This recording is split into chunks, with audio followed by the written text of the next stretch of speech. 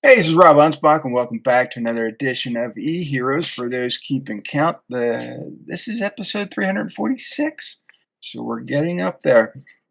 My next guest is we're going to talk about rhythm and cadence and all those things that you need to really understand in your business.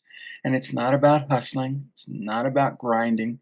And I want you guys to forget about those last two words because honestly, for me, hustling and grinding should never be part of the entrepreneurial journey because for me, it's always been about freedom.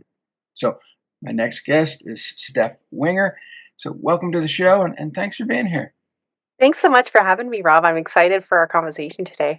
I jumped on your website and I know that you focus a lot on helping women, dynamic women, entrepreneurial women, and it's giving their rhythm and their cadence back. But explain that to me or explain it to the audience. Um, I think a lot of people may think of those two words, rhythm and cadence, as something maybe that they don't really think about. Right. And I mean, like you, I was young and like I had always wanted to be an entrepreneur and I would put everything into it and just hustle and go and work as hard as I could. And I think that's part of like the culture. And people would just get to work, get their things done, and there was big pressure. And then especially, wanting to, have a house and a family and all of the pressures that come along with that and the money. But like you said, you get into that for the freedom, but you end up burning out. And we're not listening to our bodies. We're not listening like to what actually needs to happen in our life. What stage of life are we in? Like when Mhm. my kids are little, I definitely should have been operating like at a different speed, a different cadence, and being able to spend time with my kids and not feeling guilty that I was at my business because that's where I was at. When I was at work with my clients, I, felt like I was neglecting my kids and vice versa, would have the phone. And I mean, this is before we had the smartphones. But, expecting like, is somebody going to call? I need to be on it because I might need to take care of a client. And we, are like, look at the seasons, look at nature. When, if you live in a climate or an area where you get to experience all four seasons, there's a reason why there's winter and the trees aren't blooming. Mhm. We need to follow that. We need to take example of what's happening in winter. And maybe we're working on like getting our accounting ready for tax season and preparing things for marketing. And when it's summertime, you've got a ton of energy and you're out, you're meeting people, like you're more excited. So why fight against it? Why not follow those natural rhythms? And then as men and women, we're different.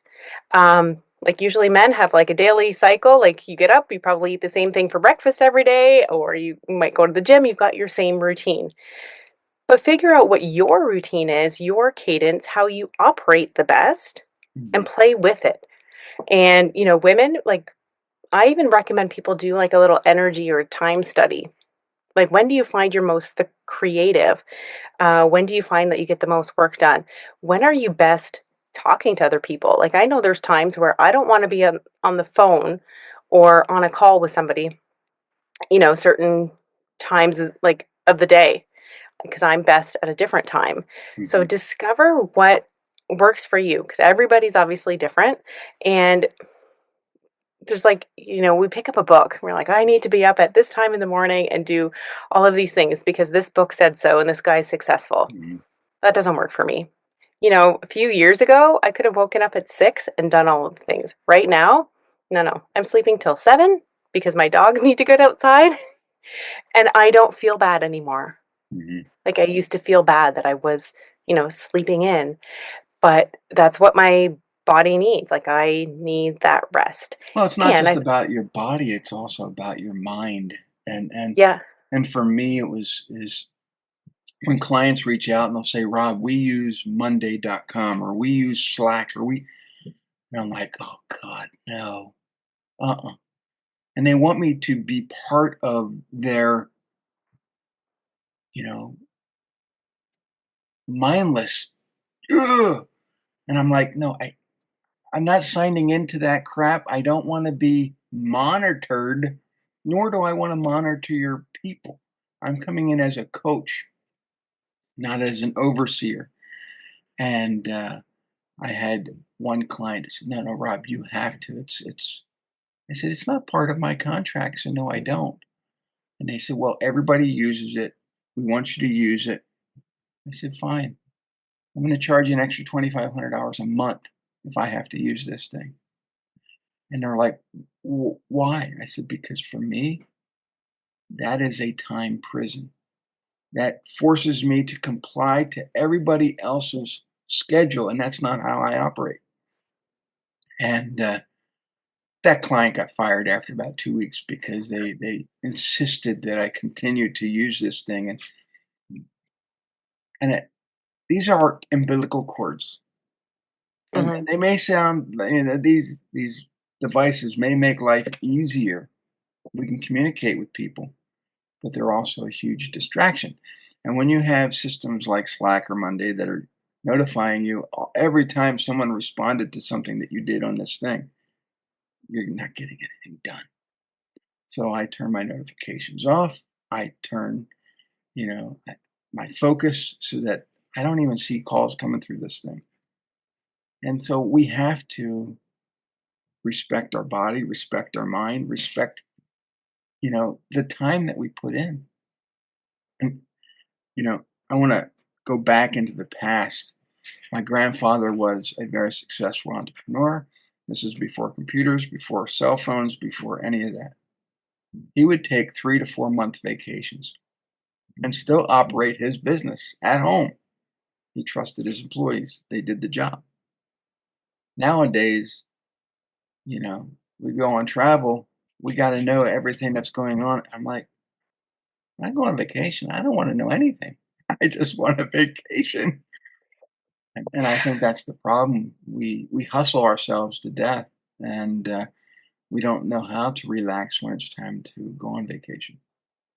Yeah, exactly. Like you might go on a week-long vacation. It takes 3 days for you to finally relax, like your mind and your body, and you're not looking at your phone. But how often we pick up our phone because we wanna take a picture, because I everything is in was that, device. I was in southern France in October. I took my mother-in-law there to celebrate her 80th birthday, and while I was there, I actually wrote my legacy book, which is on the back shelf here. And when I came back after 2 weeks of being in France, I jotted it all down, laid it all out, and had it up on Amazon within a month. And people really love it. And I was just down in Walt Disney World over Easter. I came back and I penned a new book, which is going to go out in September. I can't launch it right away because I have too many other things. But every time I go on vacation, I get inspired, to either write another book, to create a course, to do something. But we need those times away from the business to be creative. Exactly. Well, I love that you brought that up because this year I intentionally made a focus, and I created 3 pillars, and the first one was about me putting myself first.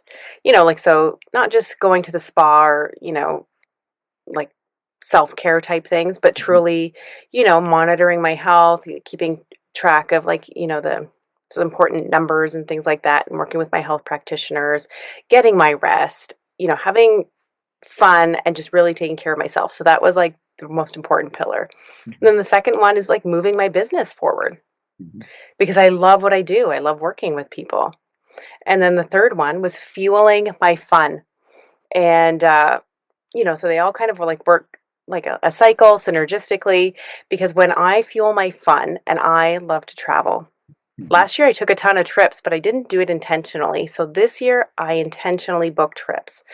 And I kicked off the year. I was visiting a friend down south in Alabama, and it was an amazing kickoff to the year. And I knew I was coming home. I had 2 weeks before I left for another trip to England.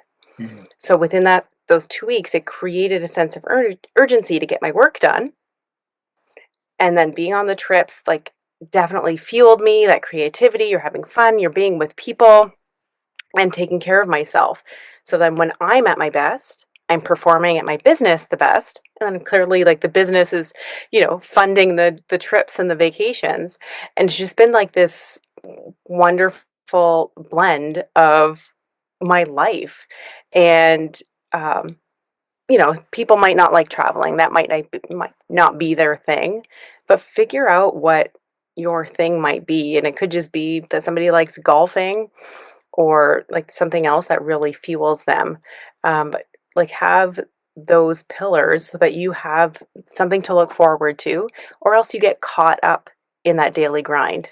Because Mhm. if I wasn't intentionally planning those trips, I would definitely just be working perpetually because I love working with my clients and thinking of new Well, things you and know learning things. and I'm looking at your website and your backstory, loving your clients. I think that comes from being in real estate. You had to develop not only conversations with people, but you had to go deeper to see what they actually wanted. And I've noticed, and my backstory, I had a carpet cleaning business, and a lot of my clients were realtors. They weren't my funnest clients. Um, in fact, I used to try to avoid them at all costs, only because they tended to be cheap, you know, And and, they want you and they right were now. doing their job. They were helping their clients save money. The problem was is that they didn't care about the quality sometimes. They just wanted, oh, just splash and dash, get in, get out. Here's your money. The client just wants something cheap, and I get it. But here's the thing: is that the realtors that were in the business the longest respected quality, Mhm. and they didn't care about the price. They just cared about, are you going to do a good job? You know, And so you learned to figure out who was the best realtors in the area and target them exclusively, but then everybody else was too. So, But then I'm sure they also appreciated that you reflected the same thing, that mhm, you were all about a good service and, not just getting things done and having a quick transaction. yeah, yeah. For me, it never. And I think this is where people get confused. Business is not transactional; it's No. relational. So that we're building all these relationships with people, and that'll help build the community, build, our sales and our legacy. But if we think of everything as transactions, then you're just thinking about the next sale, the next sale. You're not thinking about the people involved, and that's where it goes wrong. And so when everything becomes transactional, you're just hustling and hustling and like I said, I can't stand those terms only because it makes entrepreneurship a commodity then, where it's really not. It's I think it's more of a value service. Mhm. And you can't replace, like, the human touch. Mm-mm. And, over 20 years working in real estate, I didn't like, I started out and, like, nobody was helping me. And I guess this is why I wanted to get in the coaching world because there was really no help. So it was figure stuff out as you went along. Um, but at some point, I started working by relationship and not just be like, hey, do you have any referrals for me? It was truly building relationships with people. Like I had client parties, like, would wish people happy birthday, would pop by with like Mother's Day gifts and happy anniversary.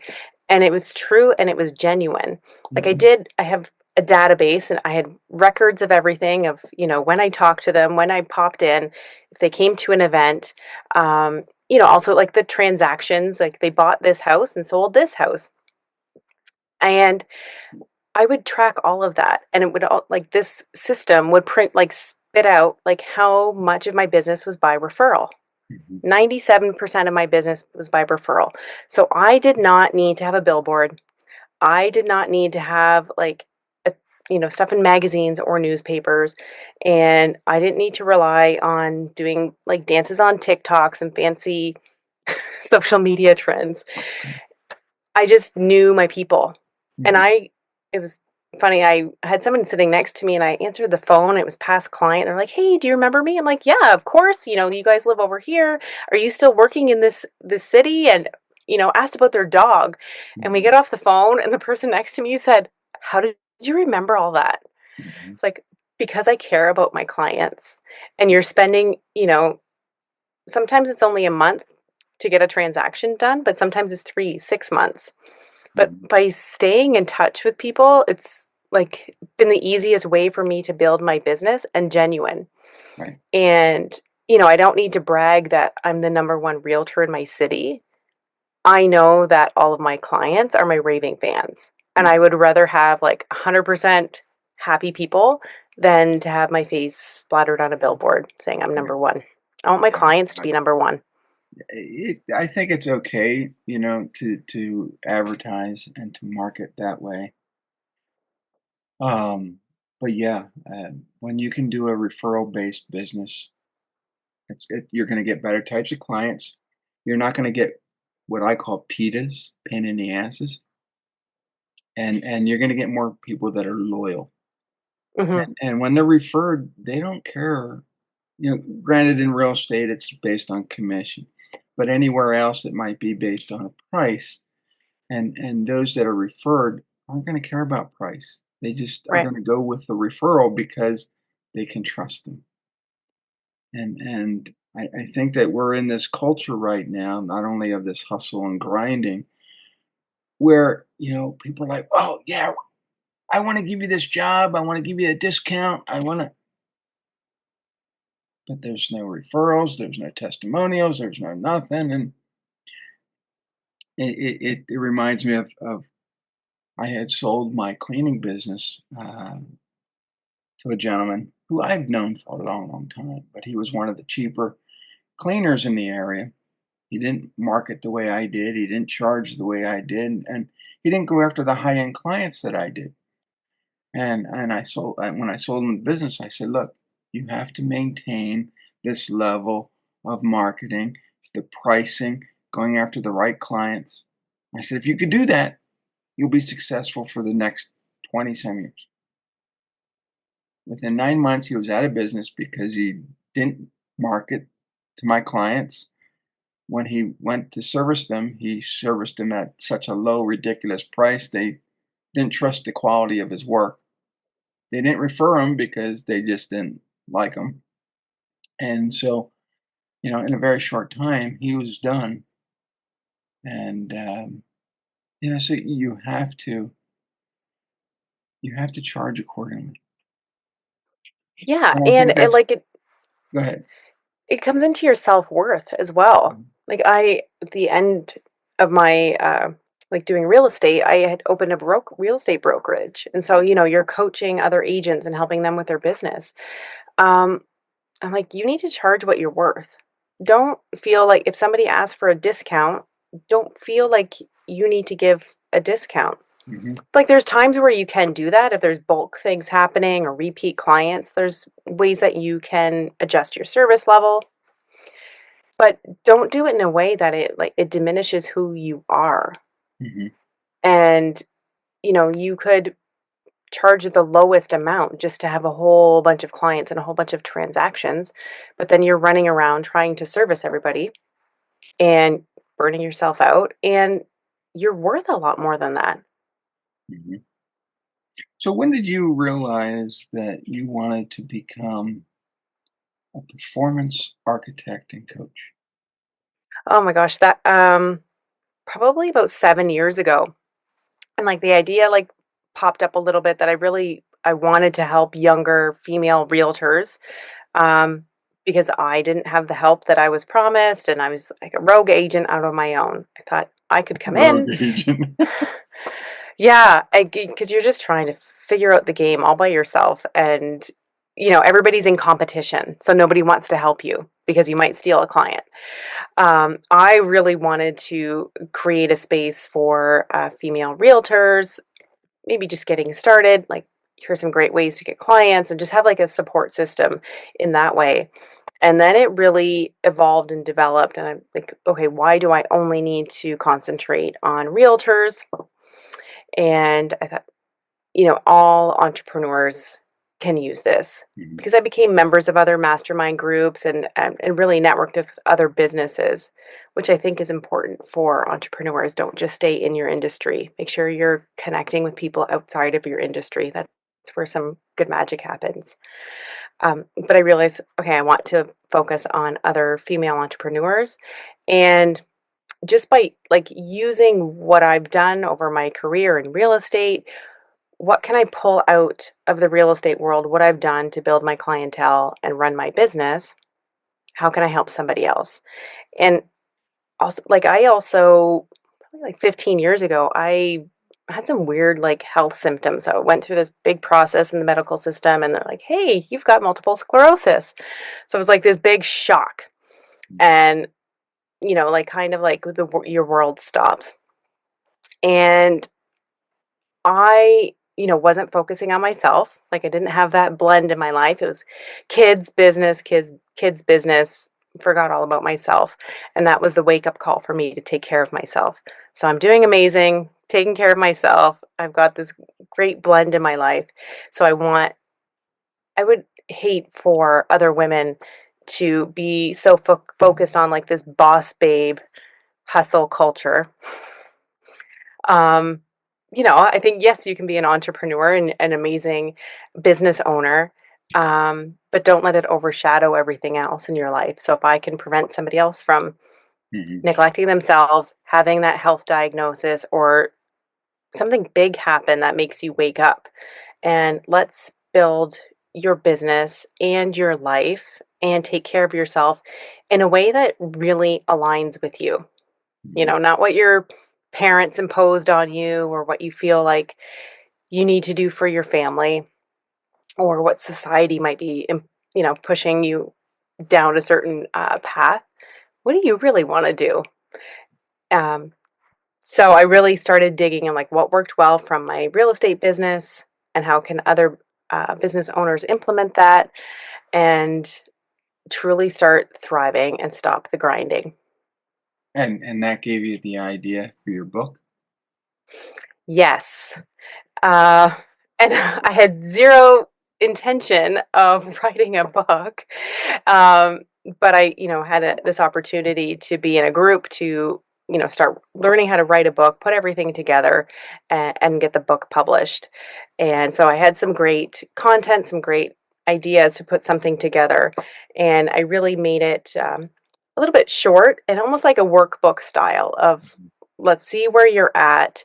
Let's start with your vision of what you want for your life and actually, you know, develop your goals so that they align with your vision because you could set a goal Mhm. and hit it, but it's not getting you to the life that you're dreaming about. No, and in fact, it was over 20 some years ago, after I read The Power of Focus and The Aladdin Factor by Mark Victor Hansen and can't think of the other guy's name from Chicken Soup for the Soul.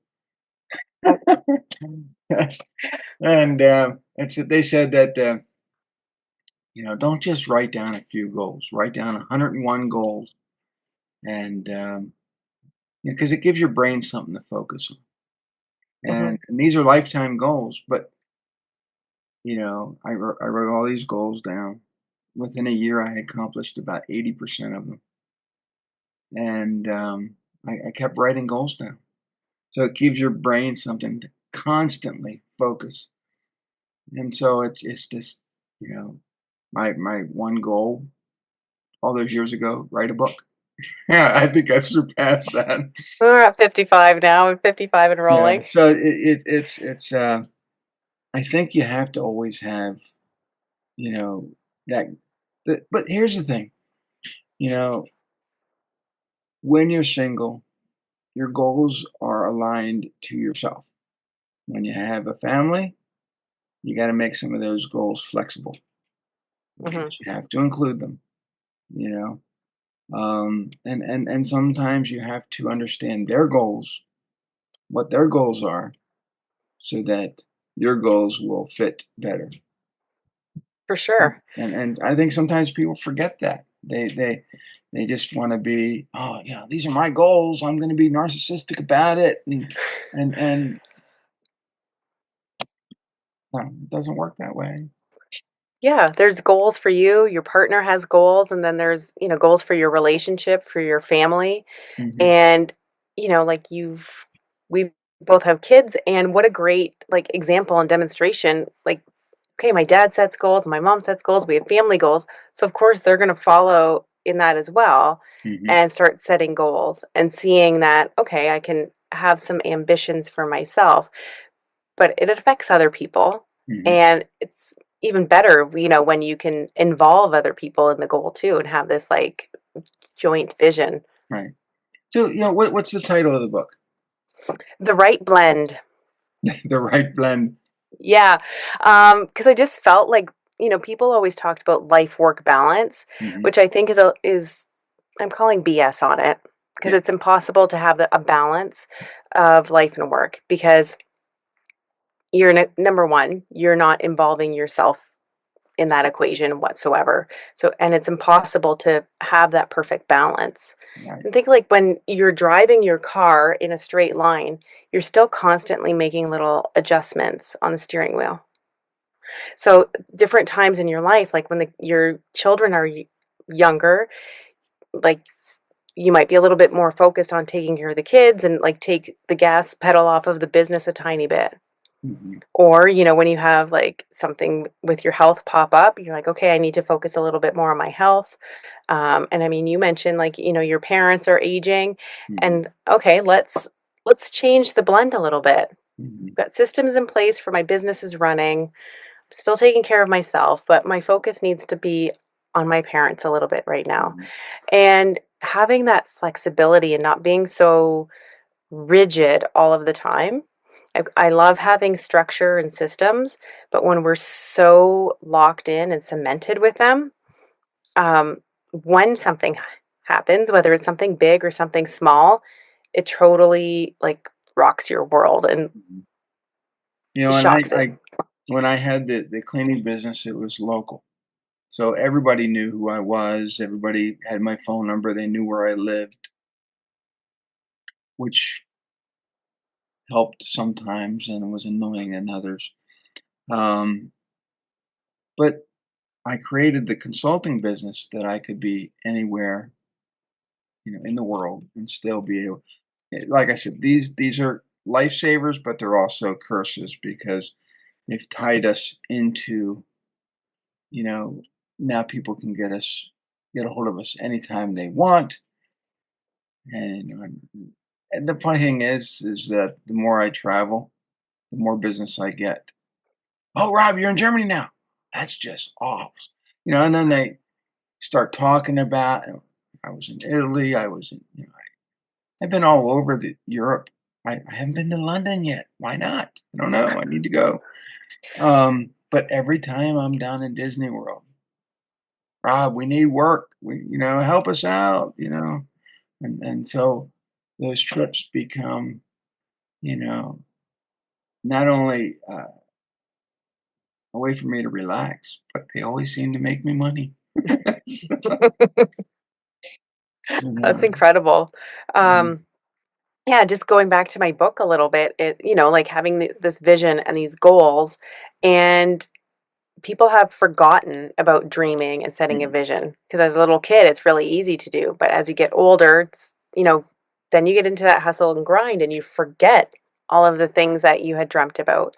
So learning how to dream again and getting those things like into an action plan.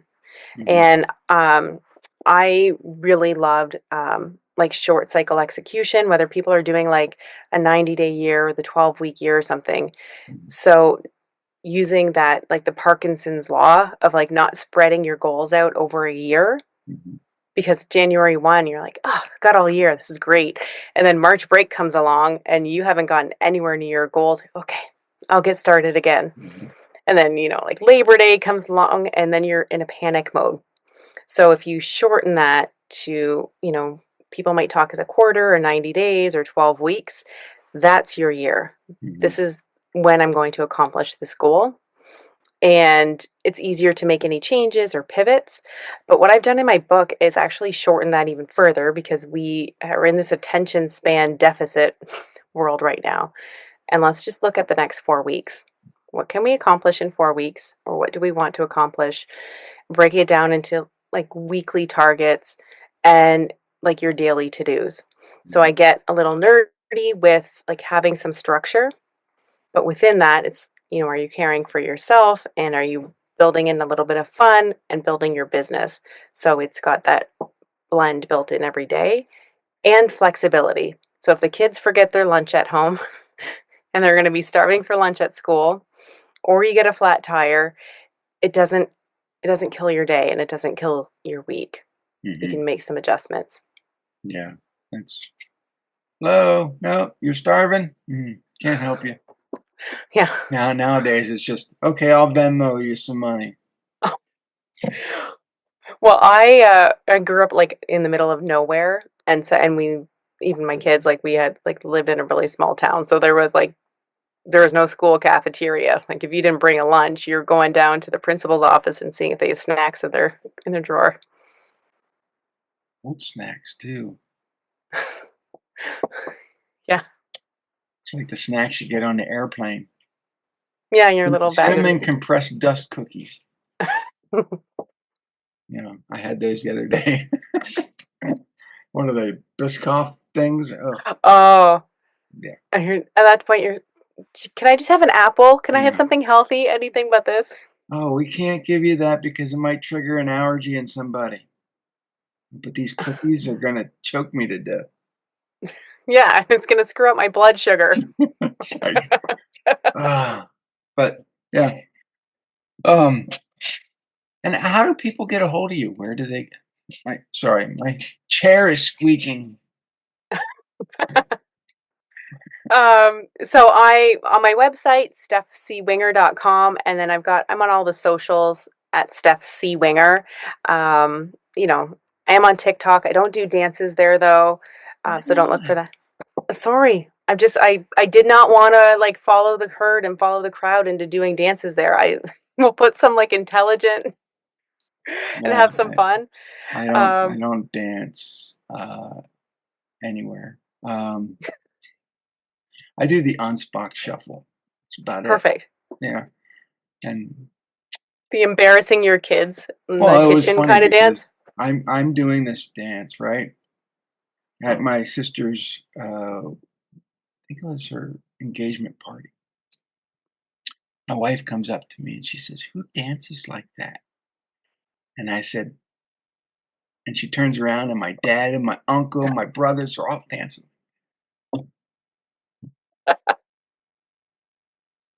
Must be in the DNA or something. Oh my gosh, well, you just grew up mimicking that, and that's what's in the family. So, any last words you want to impart with my audience that just saw me do the Ansbach shuffle? Okay, I think that everybody should try that out, like, once in a while.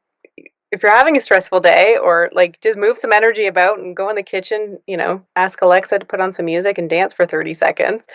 Um, but I really want to, like, stress to everyone, men and women, just slow down. Just slow down. Yeah, and I know sometimes as an entrepreneur, you don't have the resources, the money, the patience, or even the time to take a vacation. But you need to step away from the business every now and then, Mhm. even if it's just for a day or 24 hours. I mean, I like to go away for a whole week, sometimes 2 weeks, just because it refreshes me. It gives me more new ideas I can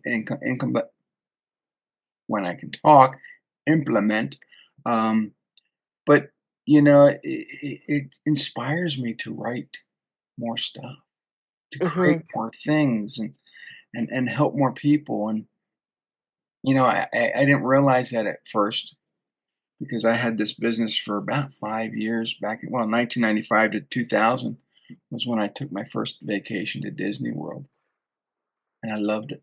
It was just, and so we went every 5 years after that up until 2015. And then after 2015, we've been doing yearly trips, and it just you need to replenish your battery, and Mhm. you don't have to go to Disney World. I mean, it'd be nice if you did. I could see you there. Go anywhere. Go to the Yeah. beach for a day. Go to, you know, another state. But Yeah. Stop. And, I am now doing this traveling, but for 15 years, I did not travel because what if a client needs me? I'm the only one that can take care of it. And, I was just focused on my business and taking care of the kids. And so vacation was not a thing. Like we mhm, might have had a family cottage or something, but um yeah, like even if you can get out one day a week and just go and work at a coffee shop, have a change of scenery, like you said, go to the beach, mhm. go for a walk in a park. It doesn't need to be something elaborate, but you do need to step away from your business.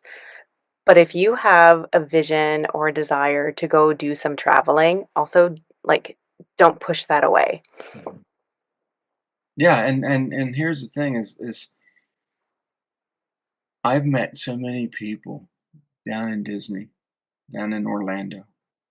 And I'll just say, "Hey, I'll be down there for this period of time.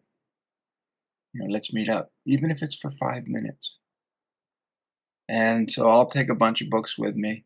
We'll go down and we'll meet for 5 minutes. I'll give them some books. We'll pose the pictures, and I share them on social, which means that I sell more books. But people are like, "Wow, so and so posed with you. That's pretty cool," you know.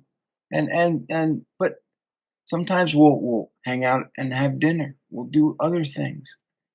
But people want to be able to meet you in real life. So if you Hmm. have friends in other states, just tell them you're going to be there for a day or two. They'll come meet you, Yeah. and so your network. And I don't like saying your network becomes your net worth because I don't think that's correct. I think your network becomes your legacy Mm, because what I've been trying to do is limit the amount of people that are in my immediate network because I can focus better on helping them, and they have, in return, get a better sense of who I am, what I can do for them. If I, start pumping all these people into my socials, oh, I have 5,000 people here, 10,000. Nobody cares. One, and two, your focus is scattered. Now you're trying to think, how can I help 15,000 people? You can't. Focus on a smaller number. yeah. So that's my advice anyway. And for the audience, I want you to reach out to Steph. Go to her website, stephcwinger.com. See her on socials and buy her book when it comes out. So thanks for being here, and we'll see you guys on the next episode. Adios. Thanks, Rob.